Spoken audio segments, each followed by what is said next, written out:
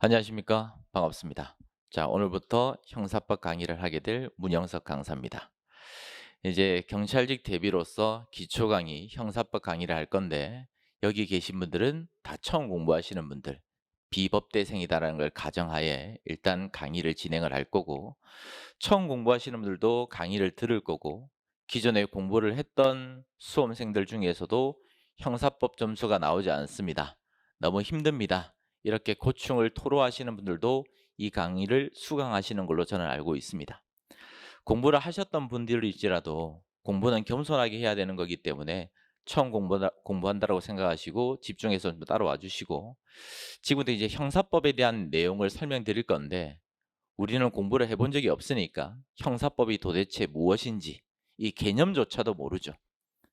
형법하고 형사소송법을 더해서 형사법이다라고 이야기를 합니다. 그럼 경찰직 시험에서는 형사법이 총 40문항이 출제가 됩니다. 그중에서 형법의 출제 비중이 70%, 그럼 대략 28문제가 출제가 되겠죠. 그리고 나머지 12문제는 형사소송법과 관련되어 있는 문제들이 출제가 되는 겁니다. 그래서 형법하고 형사소송법을 더해서 우리는 형사법이다라고 부른다. 그래서 형법에 대한 양이 훨씬 더 많아요. 공부해야 될 양도 훨씬 더 많고. 그러면 형법은 뭐고 형사소송법은 뭐냐? 형법이라는 것은 범죄의 유무죄를 판단하는, 가려내는 실체법입니다. 과연 이 갑이라는 사람이 살인죄를 범한 것이 맞을까? 과연 이 갑이라는 사람이 절도죄를 범한 것이 맞을까? 범죄가 과연 성립될 수 있는가? 없는가에 대한 실체를 가려내는 법이다라고 생각하시면 되고, 형사소송법은 실체법이 아니라 절차와 관련돼 있는 법률입니다. 재판 절차는 어떻게 진행이 될 것인가? 수사 절차는 어떻게 진행이 될 것인가? 수사는 어떻게 개시가 되고 재판은 어떻게 개시가 되며 재판에서 선고가 이루어졌을 때 불복을 하게 되면 어떤 절차를 거쳐야 될 것인가? 이러한 것들을 공부하는 절차법을 형사소송법이다라고 이야기를 합니다. 근데 형사소송법은 우리가 모든 것들을 공부하는 건 아니에요. 수사와 증거 파트만 공부하기 때문에 아무래도 공부량이 넓지는 않고 좁아요. 그래서 제가 22회를 배정을 받았습니다. 총 22회를 배정을 받았는데 형법 파트에 대략 16회 정도를 사용을 할 예정이고 형사소송법 중에서도 수사와 증거 파트에 대략 6회차 정도를 할애를 할 겁니다. 16회, 6회를 배정을 해서 전체 형사법을 공부를 하는 경우를 할지라도 매우 지엽적이고 깊게 들어갈 수는 없어요. 어차피 제가 깊게 들어가 봤자 기초 강의에서는 여러분들이 이해를 하는데 한계가 있습니다. 왜? 아직 개념도 모르죠. 성립 요건도 모르죠. 체계도 모르죠. 아는 게 전혀 없기 때문에 제 욕심만 가지고 많은 양을 전달한다고 여러분들의 점수가 기하급수적으로 올라가는 건 아니기 때문에 스텝 바이 스텝으로 갈 거예요. 일단 기본적인 개념에 충실하고 그리고 체계라든지 구조라든지 요건이라든지 기본적인 것들에 일단 주안점을 두어 가지고 강의를 설명을 드릴 겁니다. 그러면 일단 무엇을 먼저 설명드릴 거냐면 형법에 대한 문제를 먼저 설명드리고 난 다음에 나머지 6회차는 형사소송법과 관련되는 내용을 설명드릴 겁니다. 왜 그러냐? 기본적으로 형법적인 내용을 알고 계셔야지만 형사소송법에 접목을 해서 이해를 할 수가 있기 때문에 형사소송법을 먼저 공부할 게 아니라, 즉 절차법을 먼저 공부할 게 아니라 실체법을 먼저 공부를 하셔야 돼요. 그럼 이제 오늘부터 진행할 내용은 형사법 중에서도 형법편을 먼저 공부를 할 건데, 자, 제가 오늘 자료 두 가지를 나눠 드렸습니다. 그죠? 한 장짜리 체계도가 있고 그리고 두 페이지짜리 판서노트 자료가 있습니다. 이걸 기초로 해서 오늘은 형법 전반에 걸쳐서 개관을 할 거예요. 세부적으로 들어가진 않을 거고 형법이 무엇인가, 기본적인 개념이나 요건이나 체계를 설명드릴 건데, 판서노트를 펼쳐보시면 첫 페이지에 테마 1이라고 되어 있고 형법이란이라고 되어 있습니다. 그럼 형법은 뭔데? 형법이라는 것은 어떤 행위를 하게 되면 범죄가 성립이 되고 그러한 범죄가 성립되었을 때 어떠한 형사제재를 가할 것인가, 이러한 것들을 통칭한 법률을 우리는 형법이다라고 이야기합니다. 자, 그러면 우리가 첫 번째 판단해야 될 부분은 어떤 행위를 하게 되면 범죄가 성립될 것인가에 대한 문제예요. 자, 하단에 가시면 두 가지 예시가 있습니다. 같이 봅시다. 갑이라는 행위자는 A를 죽여야지 머릿속으로 생각만 하고 있습니다. A를 죽여야지, 죽여야지, 죽여야지. 살인죄라는 범죄가 성립될 수 있겠습니까? 안 된다는 거예요. 왜 그러냐면 머릿속에 들어있는 고의만 가지고 범죄가 성립된다고 해버리면 인권보장을 달성할 수 있습니까? 없습니까? 달성할 수 없어요. 왜? 개나 소나 살인죄가 돼버릴 거니까. 즉 의사만 가지고는 범죄가 성립될 수 있다 없다? 성립될 수 없어요. 그럼 이제 하단에 가시면 반대죠. 갑이라는 행위자는 A라는 사람을 죽일 생각이 전혀 없었습니다. 없었는데 우연찮은 기회에 어쩌다가 실수로 A를 죽여버렸습니다. 이러한 경우에 살인죄라는 범죄가 성립된다라고 볼 수 있겠습니까? 볼 수 없다는 거예요. 갑이라는 행위자가 A라는 사람을 죽일 생각도 없는데 A를 죽였을 때 살인죄가 성립된다고 해버리면 결과 책임, 나쁜 결과만 일어나면 모두 범죄가 성립된다라고 단정돼 버리기 때문에 역시 인권 보장을 달성할 수가 없습니다. 그러면 결국 어떤 범죄가 성립이 되려면 무엇과 무엇이 합일돼야 된다? 항상 주관적인 요건과 객관적인 요건이 합일돼야 돼요. 자, 하나 정리하고 갑시다. 어떤 범죄가 성립이 되려면 항상 무엇도 있어야 되고 무엇도 있어야 되고 주관적인 요건도 충족을 하고 있어야 되고 객관적인 요건도 동시에 충족을 하고 있어야 돼요. 그럼 예를 들어서 살인죄라는 범죄가 성립이 되려면 머릿속에 어떤 고의가 있어야 되겠습니까? 저 인간 죽여야지. 살인에 대한 고의, 주관적 요건을 구비한 상태에서 객관적으로 칼을 찔러서 A를 죽이는 결과가 발생돼야 돼요. 그래서 앞으로 공부를 하실 때 어떤 범죄든 간에 기본적으로 범죄가 성립이 되려면 주관과 객관이 반드시 뭐 돼야 된다? 합일돼야 됩니다. 어느 하나의 요건도 구비하지 못한다면 원칙적으로 범죄라는 것은 성립될 수가 없어요. 그래서 하단 중단 부분에 가보시면 객관과 주관이 반드시 합일돼야 된다. 갑이라는 행위자는 A를 죽여야지 살인에 대한 고의를 가지고 A라는 사람을 객관적으로 실제로 죽였을 때 살인죄라는 범죄가 성립하게 될 것이다. 하단에 가시면 테마 2 형법은 해석론이다라고 되어 있는데 대표적인 조문이 250조 1항입니다. 자, 조문을 먼저 한번 읽어보시죠. 살인죄 250조 1항 뭐라고 되어 있습니까? 사람을 살해한 자라고 되어 있죠. 그러면 살인죄가 성립되기 위해서는 누굴 죽여야 됩니까? 사람을 죽여야 되죠. 이걸 우리는 객체다라고 이야기합니다. 객체, 대상. 두 번째, 살해라고 되어 있죠. 그럼 살인죄가 성립되기 위해서는 어떤 행위를 해야 됩니까?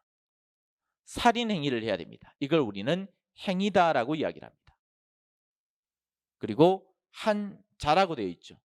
살인죄가 성립되기 위해서는 자라고 되어 있기 때문에 누구만 범죄를 범할 수가 있다? 사람만 범죄를 범할 수가 있습니다.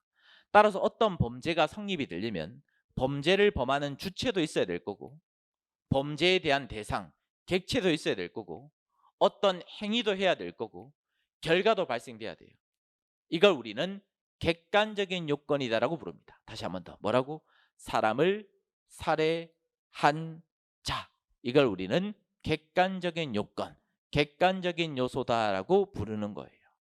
근데 조문을 보시면 고의에 대한 부분은 기술이 되어 있습니까? 없습니까? 고의에 대한 부분은 기술이 되어 있지 않습니다.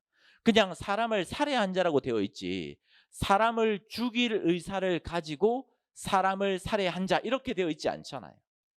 고의가 생략되어 있겠지만 무엇이 포함되어 있다? 고의가 포함되어 있다라고 생각하셔야 돼요. 조문에 기술만 되어 있지 않을 뿐이지 살인죄라는 범죄가 성립이 되려면 살인의 고의를 가지고 있는 상태에서 사람을 살해한 경우에만 살인죄라는 범죄가 성립이 됩니다. 그래서 판서노트 가시면 먼저 사람, 객체. 그러면 사람이라고 되어 있는데 하단에 가시면 자, 제가 질문을 던져 봅시다. 앞으로 제가 법리에 대한 부분을 강조를 할 건데 여러분들한테 제가 질문을 던져 보면 사람은 뭐예요? 우리는 누구를 사람이라고 지칭을 합니까? 저는 사람입니까? 뭐 사람이지 동물은 아닐 거니까. 그럼 예를 들어서 뱃속에 들어있는 태아는 사람입니까? 사람이 아닙니까? 뱃속에 들어있는 태아. 어떤 사람들은 사람이 아니라고 생각할 거고 어떤 사람들은 그래도 사람 아닙니까? 라고 생각할 여지가 있겠죠. 즉 조문을 보시면 어떤 단어, 문구가 있어요. 그죠? 사람을 살해한 자. 조문은 이렇게 기술이 되어 있는데 사람마다 바라보는 관점이 같겠습니까? 다르겠습니까? 다르다는 거예요. 어떤 사람은 뱃속에 들어있는 태아는 사람이 아니다. 적어도 뱃속에 들어있는 태아가 일부 또는 전부는 노출되어야 된다. 모체에서부터 빠져나왔을 때만 사람 아니냐. 이렇게 바라보는 사람도 있을 거고 어떤 사람들은 아니다. 아직 임산부로부터 빠져나오지 않았다 손 치더라도 뱃속에 들어있는 태아도 사람으로 볼 필요가 있다. 이렇게 생각하는 사람도 있겠죠. 그러면 견해의 대립이 발생되었을 때 판례는 과연 어떤 입장을 취할 것인가? 이게 가장 중요한 부분이에요.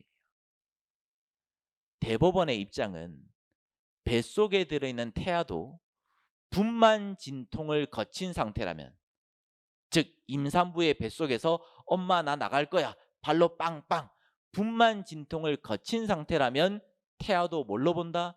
사람이라고 본다는 겁니다. 이걸 우리는 법리다라고 이야기하는 거예요. 쉽게 말해서 법리가 뭐예요? 판례가 취하고 있는 태도, 입장을 법리다라고 이야기합니다. 선생님 법리가 중요합니까? 중요해. 왜? 법리를 모르면 여러분들은 사건을 해결할 수가 없어요. 우리가 합격을 하는 것도 정말 중요한 문제겠지만 여러분들이 실제로 합격을 해서 일선 현장에서 실무를 수행하는 과정에 어떤 사건을 접할 거잖아. 그지? 수많은 사건을 접할 건데 과연 이 접한 사건이 범죄가 될 것인가 안 될 것인가 여러분들이 자의적으로 판단할 수 있습니까? 자의적으로 판단하면 안 되지. 뭘 기초로? 판례가 취하고 있는 법리를 토대로 해서 아 판례가 이런 법리를 취하고 있으니 이 사실관계에서는 범죄가 되겠구나 안 되겠구나 그 유무를 판단할 수 있을 거 아닙니까? 결국 법리라는 것은 수학으로 치면 공식 같은 거예요. 이런 공식이 있으니까 수학 문제에서 정답은 1번이다 2번이다 3번이다를 판단하는 거잖아. 역시 형법도 마찬가지예요.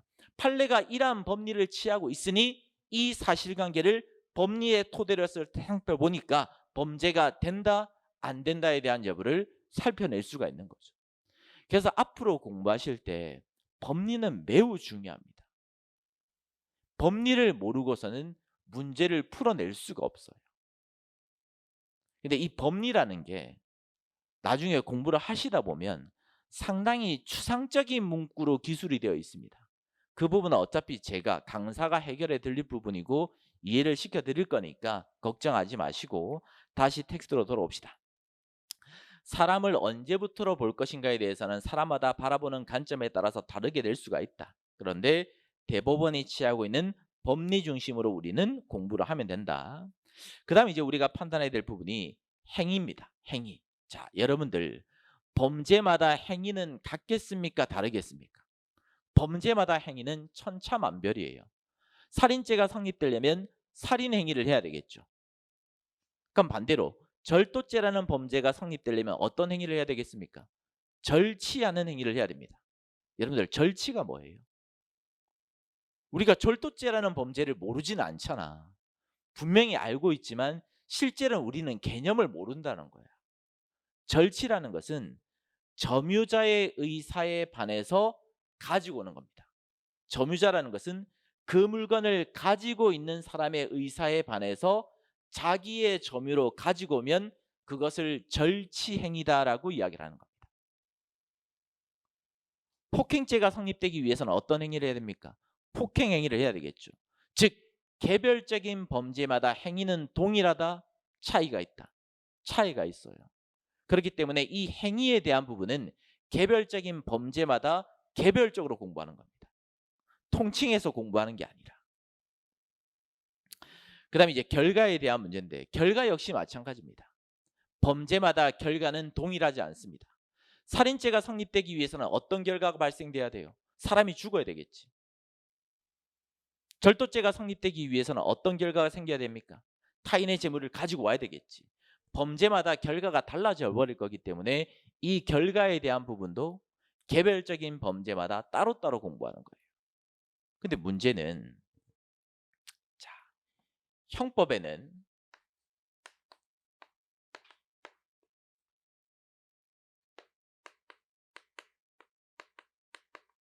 총칙이 있고 각칙이 있습니다. 선생님, 총칙은 뭐고 각칙은 뭡니까? 총칙은 말 그대로 범죄가 성립되기 위한 공통적인 요건이다라고 생각하시면 돼요. 우리가 벌써 공부했어요. 범죄가 성립되기 위해서는 어떤 요건이 필요합니까? 주체, 객체, 행위, 결과 등이 반드시 필요하겠죠. 살인죄가 있을 거고 강간죄가 있을 거고 절도죄가 있을 거예요. 개별적인 범죄마다 공통적으로 필요한 요건, 이러한 것들을 우리는 각칙이다라고 이야기하고 여기에 대한 논의를 각론이다라고 이야기합니다. 다시 반대로 이야기했죠. 총칙이라고 이야기하고 총론이다라고 이야기합니다. 그럼 각칙은 뭐냐면 반대되는 개념, 공통적인 요건이 아니라 범죄마다 개별적으로 필요한 요건을 우리는 각칙이다라고 이야기하고 거기에 대한 논의를 우리는 각론이다라고 이야기하는 거예요. 그러면 다시 돌아와서 총론에서는 주체, 객체, 행위, 결과 모든 범죄에 통칭될 수 있는 공통적인 요건을 공부하는 부분이고 강론에 갔을 때는 좀 전에 공부했던 행위에 대한 부분이거나 또는 객체에 대한 부분이거나 또는 결과에 대한 부분들은 모두 다 강론에 가서 공부하는 거예요. 왜? 범죄마다 행위가 다 다르잖아. 범죄마다 객체가 다 다르니까 이러한 것들은 총론에서 공부한다, 강론에서 공부한다. 강론에서 공부하지 총론에서 공부하지는 않습니다. 다시 돌아와서 이제 오른쪽 끝에 가시면 주체에 대한 부분으로 갑시다. 상단에 가시면 일반론이 있고 개별론이 있는데 여러분들 범죄를 범할 수 있는 주체는 우리와 같은 자연인한테만 인정된다고 봐야 되겠습니까? 아니면 윌비스처럼 회사, 법인한테도 인정될 수 있다고 보는 게 맞겠습니까? 역시 견해의 대립이 생길 수가 있습니다. 어떤 사람들은 법인도 회사도 범죄를 범할 수 있는 거 아니냐 이렇게 생각하는 사람도 있을 거고 야 무슨 소리냐 회사가 손이 있냐 발이 있냐 어떻게 회사가 범죄를 범하는데 범죄를 범할 수 있는 주체는 결국 자연인이야 이렇게 해석하는 사람들도 있겠죠. 근데 대법원의 입장은 법인은 범죄를 범할 수 있는 능력이 없고 누구만 우리와 같은 자연인만 범죄를 범할 수 있는 주체성이 있다라고 해석을 합니다. 그래서 판례 입장은 뭐다? 자연인만 범죄를 범할 수 있다. 그런데 범죄의 주체성에 대해서는 총론에서 공부를 하긴 하는데 왜냐하면 범죄가 성립되기 위해서는 주체는 반드시 필요한 부분이기 때문에 총론 단원에서 주체에 대한 부분을 공부하긴 할 거예요. 다만 주체에 대한 부분도 일반범이라는 개념이 있고 신분범이라는 개념이 있습니다. 일반범은 뭐냐면 누구나 범죄를 범할 수 있는 것. 살인죄를 예를 들어 봅시다. 여러분들도 범할 수 있고 저도 범할 수 있죠. 어떤 제약이 없어요. 누구나 범죄를 범할 수 있는 범죄를 우리는 일반범이다라고 이야기를 합니다. 그럼 신분범은 뭐냐면 누구나 범죄를 범할 수 있는 게 아니라 특수한 신분을 가지고 있는 사람만 범죄를 범할 수 있는 범죄, 이걸 신분범이다라고 해석을 합니다. 예를 들어 봅시다. 뇌물죄라고 들어보셨죠? 뇌물죄. 129조에는 뇌물수수죄라는 범죄가 있는데 뇌물수수죄라는 범죄가 성립되기 위해서는 어떤 주체성이 인정이 되어야 되냐면 공무원이라는 지위가 인정이 돼야 돼요. 예를 들어서 제가 뇌물을 받으면 저는 뇌물수수죄가 성립되지 않습니다. 왜? 공무원이 아니니까. 근데 여러분들이 합격을 했고 경찰 공무원을 수행하고 있는 가정에 뇌물을 받으면 여러분들은 뇌물수죄가 성립될 수 있어요. 이런 범죄를 우리는 뭐라고 부른다? 일반범이 아니라 신분범이다라고 부르는 겁니다. 하나만 더 연습해 볼까요? 자, 횡령죄라는 범죄 한번 들어는 봤죠. 횡령죄라는 범죄가 성립이 되려면 요건이 뭐냐면 자기 점유, 타인 소유해야 됩니다. 다시 한번 더. 자기 점유, 타인 소유해야 되는데 그 말이 뭐냐? 예를 들어서 여러분들이 선생님 저 운동 가야 되는데 핸드폰 잠깐만 맡겨주시면 안 되겠습니까? 저한테 부탁을 했어요. 제가 여러분들의 핸드폰을 가지고 있습니다. 그럼 이 핸드폰은 제 겁니까? 여러분들 겁니까? 여러분들 거지. 그럼 저의 입장에서는 타인 소유, 자기 점유죠. 제가 가지고 있는 여러분들의 물건이죠. 근데 제가 가지고 있다가 이 핸드폰을 팔아버리면 이게 횡령죄예요. 따라서 횡령죄라는 범죄는 누구만 범할 수 있다? 타인의 재물을 가지고 있는 사람만 범죄가 성립될 수 있습니다. 따라서 횡령죄도 일반범이에요, 신분범이에요? 신분범이라고 이야기를 하는 거예요. 그래서 과연 이 범죄가 주체성으로서 일반범인가 신분범인가에 대한 부분은 즉 개별적인 범죄마다 달라지는 부분이기 때문에 역시 총론에서 공부할 게 아니라 강론편에 가서 개별적인 범죄마다 따로따로 공부할 거예요. 살인죄는 일반범이 될 거고 횡령죄는 신분범이 될 거고 뇌물수죄도 신분범이 되겠죠. 그래서 총론에서는 일반적인 논의, 과연 범죄를 범할 주체성이 자연인한테만 인정이 될 것인가 아니면 법인한테도 인정이 될 것인가에 대한 문제만 공부하는 거고 나머지 일반범인가 신분범인가 개별론에 대한 부분은 어디 가서 강론편 가서 개별적인 범죄마다 따로따로 공부를 할 거다. 자, 이제 뒷페이지 넘기시면 테마 3번 범죄의 성립 단계인데 이 부분이 정말 중요한 부분입니다. 이 부분이 중요해요.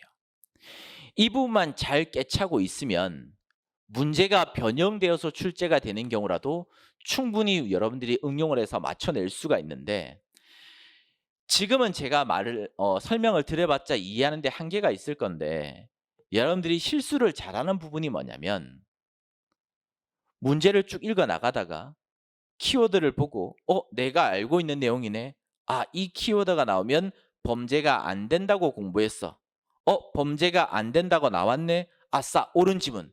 했는데 정답을 맞춰보니까 옳은 지문이 아니라 틀린 지문이 돼버립니다. 왜 그러냐면 범죄가 성립되든 성립되지 않던 간에 어떤 과정을 거쳐야 돼요. 그러니까 결국에는 이 중간에 있는 이유 부분을 바꾸어 가지고 정답 지문을 오답으로 바꾸거나 오답을 정답 지문으로 바꾸는 경우가 있는데 여러분들은 굳이 판서를 하실 필요는 없습니다. 지금 체계도에 있는 그 단계를 그냥 그대로 보시면 되는데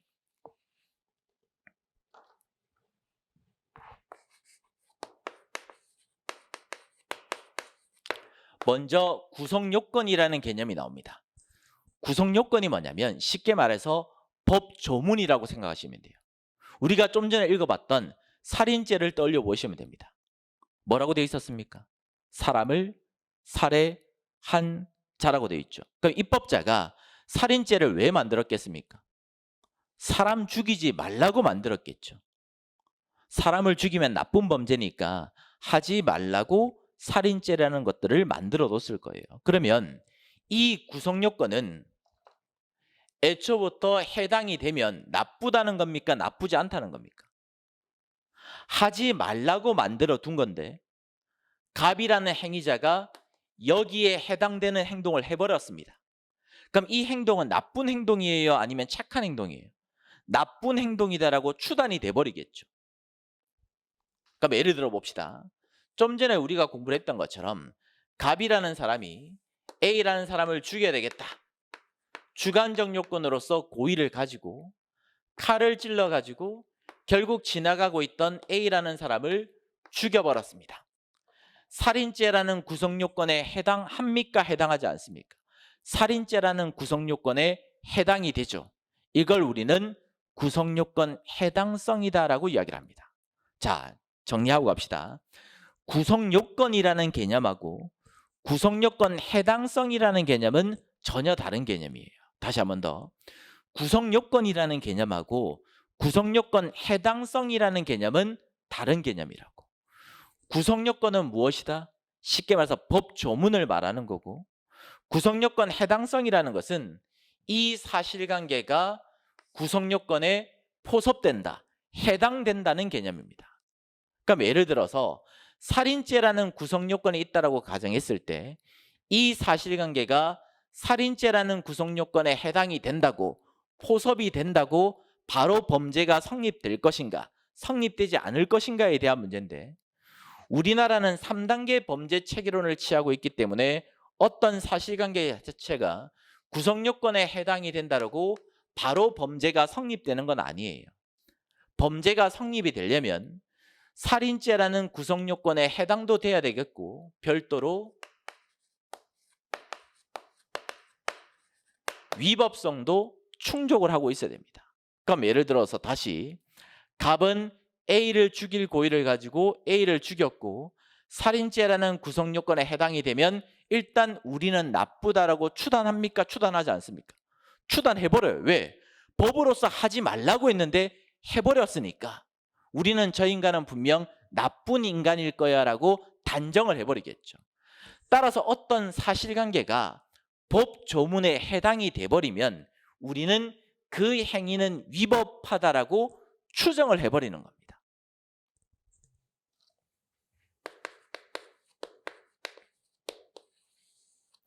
그러면 이 위법성 단원에서는 무엇을 공부하냐면 이 행위가 적극적으로 나쁜 행동이야, 위법해, 이걸 공부하는 게 아니라 위법성은 어차피 추정이 돼버리니까 위법성이 조각되는 것들만 공부하는 거예요. 조각이라는 개념을 이제 처음 들어볼 건데, 조각이란 말은 위법성이 없어진다는 말입니다. 위법성이 깨져버린다, 이렇게 생각하시면 돼요. 그럼 예를 들어 봅시다. 여러분들이 한 번쯤은 들어봤을 건데 대표적인 것들이 정당방위예요. 정당방위. 정당방위 어떨 때 인정됩니까? 여러분들이 알고 있는 상식선에서 누군가가 나를 죽이려고 하니까 나도 살아야 되니 내가 그 사람을 때려버리는 거죠. 밀어버리는 거죠. 이게 정당방위잖아. 그럼 예를 들어 봅시다. 예시를 이제 바꿔볼게요. 오늘은 그냥 편안하게 들으시면 돼요. 이런 부분들은 어차피 시간이 지나면 자연스럽게 이해가 되고 체득이 되는 부분입니다. 지금이야 처음 공부하니까 여러 가지 내용을 엮으려고 하다 보니까 이해가 잘 안 될 수도 있지만 한 바퀴 두 바퀴 돌리면 자연스럽게 되어버리는 부분이기 때문에 어렵게 생각하실 필요 없어요. 편하게 들으시면 되는데, 자, A라는 사람, 다시 갑은 A라는 사람을 죽일 고의를 가지고 A라는 사람을 밀었습니다. 근데 그 이유가 뭐냐면 A라는 사람이 갑을 칼로 찔러가지고 죽이려고 하니까 갑이라는 사람은 자기가 살기 위해서 어쩔 수 없이 A라는 사람을 밀어버린 거예요. 예를 들어서 폭행을 했다고 칩시다. 그럼 갑은 밀었다, 폭행을 했으니까 폭행죄의 구성요건 해당성이 있습니까? 없습니까? 폭행죄의 구성요건 해당성을 충족했다라고 이야기합니다. 그러면 폭행죄의 구성요건 해당성을 충족하면 우리는 갑을 일단 위법하다라고 추정합니까? 추정하지 않습니까? 추정해버린다. 다만 이 위법성에서는 갑은 위법성이 추정이 되겠지만 A라는 사람이 갑을 먼저 죽이려고 했고 갑은 자기가 살기 위해서 밀었기 때문에 이러한 경우에는 예외적으로 위법성이 조각된다라고 이야기를 하는 거예요. 따라서 위법성 단원에서는 피고인의 행위가 적극적으로 위법하다 안 하다에 대한 여부를 판단하는 게 아니라 일단 위법하다는 것을 전제로 깔아두고 위법성이 조각될 수 있는 사유가 있는가 없는가에 대한 여부만 판단하는 겁니다.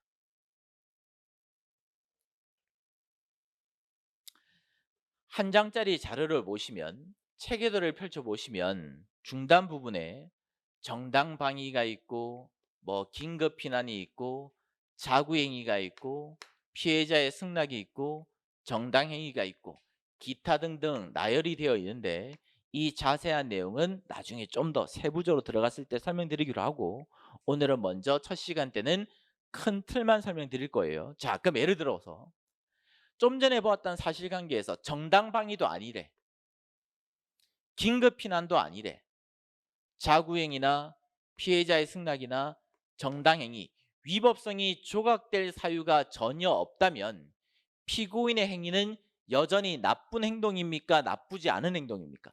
여전히 나쁜 행동이 돼버리겠죠. 그러면 위법성까지만 충족이 된다고 바로 범죄가 성립되는 게 아니라 마지막으로 이제 검토해야 될 단계가 책임에 대한 부분입니다.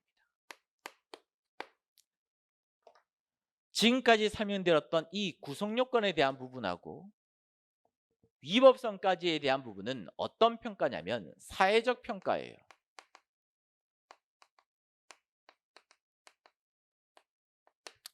갑은 입법자가 사람을 죽이지 말라라고 기술해 두었는데 사람을 죽였고, 그럼 우리는 나쁘다라고 추단, 평가를 해버리니까 이 사람의 행동은 사회적으로 봤을 때 나쁜 행동이다, 착한 행동이다, 나쁜 행동이다라고 이야기하는 겁니다. 책임에 대한 부분은 사회적 평가에 대한 부분이 아니라 개인적 평가에 대한 부분입니다. 그럼 A씨를 이제 변형해서 갑이 A를 죽이긴 죽였는데 갑이 정신병자야, 조현병이야, 미친놈이야. 자기가 어떤 행동을 하고 있는 것조차도 모르고 있어요. 그러면 살인죄의 구성요건 해당성을 충족했으니까 일단 나쁘다라고 평가 내릴 수는 있겠지만 개인적인 관점에서 바라봤을 때 우리는 저 사람을 나쁘다라고 손가락질할 수 있겠습니까? 할 수 없다는 거예요. 비난 책임을 가할 수가 없다는 거죠. 또는 여러분들이 알고 있는 내용, 갑이 8살짜리 꼬마아이야. 이제 초등학생 1학년이야. 사람을 죽였습니다. 살인죄의 구성요건 해당성을 충족했고 하지 말라는 행동을 했으니 나쁘다라고 추단할 수는 있겠지만 개인적으로 봤을 때 우리는 저 인간을 나쁘다라고 비난 책임 가할 수 있겠습니까? 못한다는 거죠. 결국에는 책임이라는 것은 그 사람한테 비난을 가할 수 있는 경우에는 인정될 수 있겠지만 비난을 가할 수가 없다면 책임이 조각 없어져 버리기 때문에 범죄가 성립되지 않습니다. 그러니까 만약에 갑이 일반인이었다면 책임을 구비했다고 봐야 되겠지만 갑이 일반인이 아니라 정신병자였다면 책임이 있다 없다? 책임이 없다라고 이야기를 하는 거예요. 대표적인 경우가 텍스트를 보시면 제일 위에 뭐가 있습니까? 형사 미성년자가 있고 책임 무능력자가 있겠죠. 만약에 갑이라는 피고인이 8살짜리, 9살짜리 꼬마였다면 14세가 되지 않은 사람이기 때문에 형사 미성년자로서 우리가 비난 책임을 가할 수가 없기 때문에 구성요건 해당성과 위법성까지는 충족을 했겠지만 책임이 조각되어서 범죄가 성립되지 않는다라고 이야기를 하는 겁니다. 다시 한 번 더 계속 연습을 해야 돼요. 다시 예시, 갑이 만약에 살인죄의 구성요건 해당성을 충족했고 위법성까지 충족을 하는 경우를 알지라도 갑이 정신병자였다면 우리는 비난 책임을 가할 수 있다 없다? 비난 책임을 가할 수가 없기 때문에 책임이 조각되어서 범죄가 성립되지 않는다고 하는 겁니다.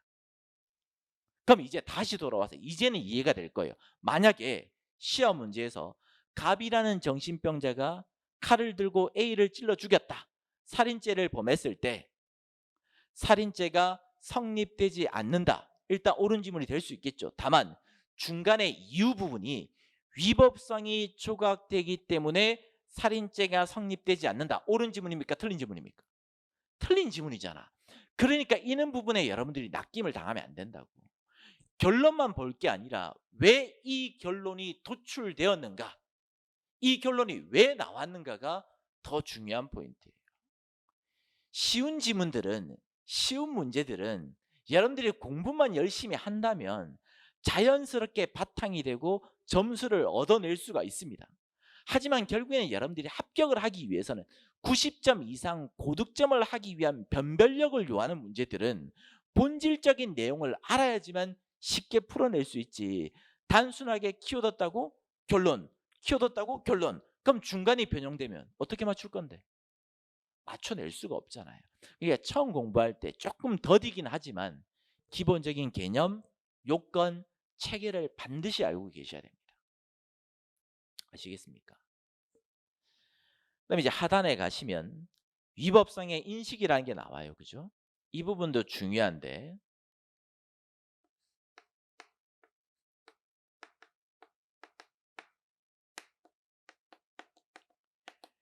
위법성의 인식을 구비하고 있다면 인정이 된다라면 책임이 인정이 되겠지만 위법성 인식 자체가 없었다면 역시 책임이 조각돼 버리기 때문에 범죄가 성립되지 않는데 위법성의 인식이란 게 뭐냐면 내가 어떤 행동을 했을 때 이 행동이 나쁜 행동이 맞느냐 아니냐를 내가 인식하고 있는 거예요. 그럼 예를 들어 봅시다. 제가 초등학교 바로 앞에서 단란주점 영업을 할 거야. 하면 됩니까 안 됩니까? 당연히 안 되지, 그지? 안 되는데 제가 담당 공무원한테 전화해서 물어봤어. 제가 땡땡땡 초등학교 바로 앞에서 단란주점을 운영하려고 하는데 해도 됩니까? 라고 했더니 구청 직원이 하셔도 됩니다.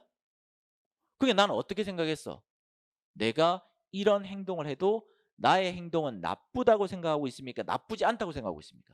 나쁘지 않다고 생각하고 있겠죠. 그럼 저는 위법성의 인식이 있는 겁니까? 없는 겁니까? 없는 거지. 그러면 여러분들이 저한테 비난 책임을 가할 수 있냐고. 가할 수 없다고. 왜? 누구나가 그렇게 했을 거니까. 따라서 이러한 경우처럼 비난 가능성을 제기할 수 있다면 위법성을 인식하고 있는 상태에서 범죄를 범했다면 나쁜 인간이 맞지. 근데 위법성의 인식이 없는 상태에서 범죄를 범했다면 우리가 나쁘다고 평가를 내릴 수가 없기 때문에 이런 경우에도 책임이 조각되어서 범죄가 성립될 수가 없는 거예요. 따라서 책임에 대한 부분은 우리가 좀 전에 보았던 것처럼 책임 능력 자체가 없기 때문에 형사 미성년자나 또는 조현병, 정신병자처럼 책임 능력 자체가 없기 때문에 책임이 조각되는 경우도 있을 수가 있겠지만 위법성 인식이 없어서 책임이 조각되는 경우도 인정될 수 있습니다.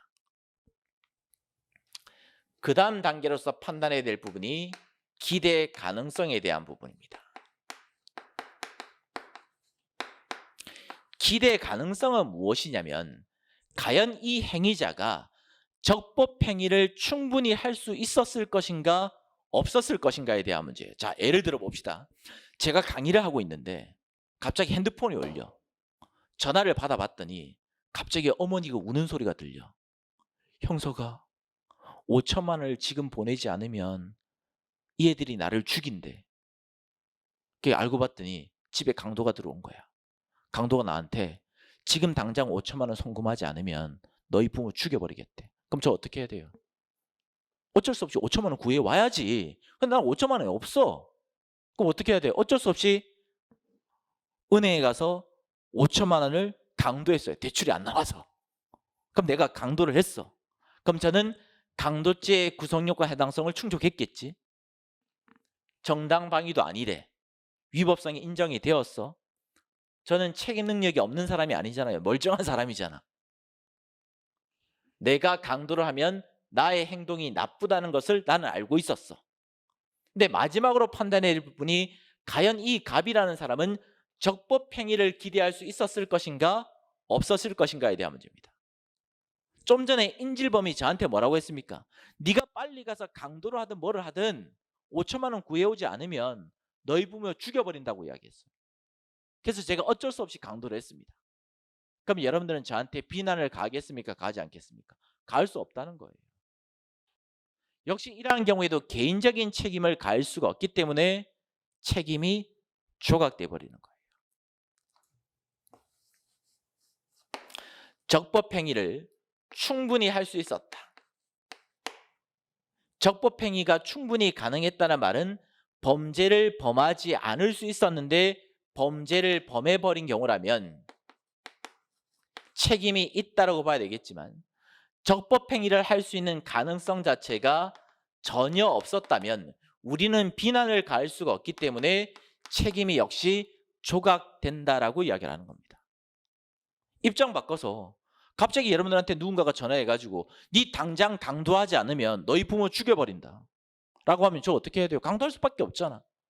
그걸 우리는 개인적으로 비난을 가할 수가 없다는 겁니다. 자, 여기까지 정리해보면 어떤 사실관계가 법 조문에 해당된다고 바로 범죄가 된다 안 된다? 안 된다. 어떤 사실관계가 법 조문에 해당된다고 바로 범죄가 되는 게 아니라 어떤 단계도 검토, 위법성 단계도 검토, 어떤 단계도 검토, 책임 단계도 검토. 즉 위법성과 책임까지 모두 충족이 되었을 때 하나의 범죄가 성립된다라고 이야기를 하는 겁니다. 자, 10분 쉬고 할 건데 지금까지 했던 내용만 정리해 봅시다. 범죄가 성립되려면 어떤 요건도 구비해야 되고 어떤 요건도 구비해야 되고 객관적인 요건도 구비를 해야 되고 주관적인 요건도 구비해야 되고 객관과 주관이 합일이 되었을 때만 하나의 범죄가 원칙적으로 성립될 수 있고 두 번째 반드시 정리해야 될 부분은 어떤 사실관계가 어떤 사례가 법 조문에 해당이 된다고 바로 범죄가 성립되는 건 아니고 우리나라는 3단계 범죄 체계론을 취하고 있기 때문에 구성요건 해당성도 인정이 돼야 되고 위법성도 인정이 돼야 되고 책임까지 인정이 되었을 때만 범죄가 성립될 수 있다. 하나라도 인정될 수 없다면 범죄는 애초부터 성립된다 안 된다? 성립될 수가 없어요. 자체가 인정되지 않습니다. 여기까지 하고 10분만 쉬고 다시 하겠습니다.